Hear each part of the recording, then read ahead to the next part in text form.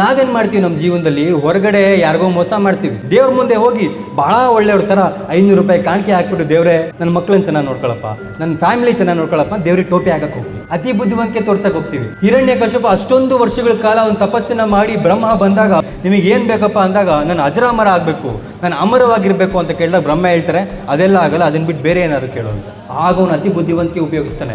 ಅದನ್ನೇ ಇನ್ನೊಂಥರ ಕೇಳ್ತಾನೆ, ನಾನು ಮನೆಯಲ್ಲಾಗಲಿ ಮನೆಯ ಹೊರಗಾಗಲಿ ಸಾಯಬಾರದು, ನಾನು ಆಕಾಶದಲ್ಲಾಗಲಿ ಭೂಮಿಯಲ್ಲಾಗಲಿ ಮನುಷ್ಯನಿಂದಾಗಲಿ ಪ್ರಾಣಿಯಿಂದಾಗಲಿ ಹಗಲಲ್ಲಾಗಲಿ ಇರುಳಲ್ಲಾಗಲಿ ಶಸ್ತ್ರದಿಂದಾಗಲಿ ಅಸ್ತ್ರದಿಂದಾಗಲಿ ನಾನು ಸಾಯಬಾರ್ದು ಅಂತ ಕೇಳ್ತಾನೆ. ಬ್ರಹ್ಮನು ತಥಾಸ್ತು ಅಂದ್ಬಿಡ್ತಾನೆ. ಅವನು ಅನ್ಕೊಂತಾನೆ ನಾನು ಅತಿ ಬುದ್ಧಿವಂತ, ಬ್ರಹ್ಮನಿಗೆ ಟೋಪಿ ಹಾಕ್ಬಿಟ್ಟೆ, ನಾನು ಅಜರಾಮರ ಅಂತ ಮೆರಿತಿರ್ತಾನೆ. ಬಟ್ ಒಂದು ದಿವಸ ವಿಷ್ಣು ಬರ್ತಾನೆ.